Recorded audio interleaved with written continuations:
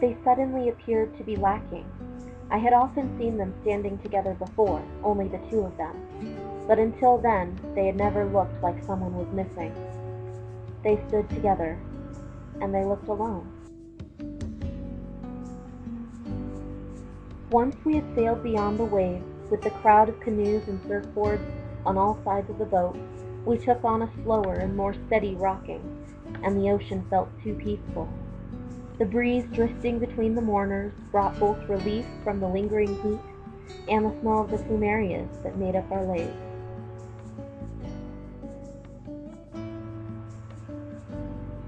It was the kind of sunset I would have wanted to share with Nolly, and it felt cruel to me that her family would subject me to it at a time when I most needed her.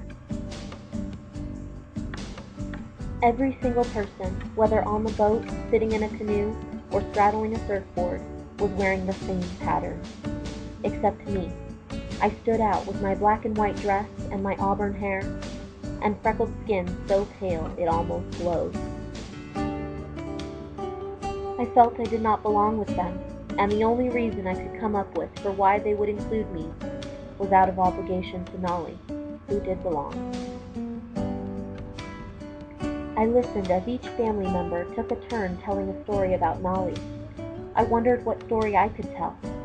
My mouth felt sewn shut, but I worried that when enough people had told their own stories, faces would turn to me, waiting to hear what I had to say.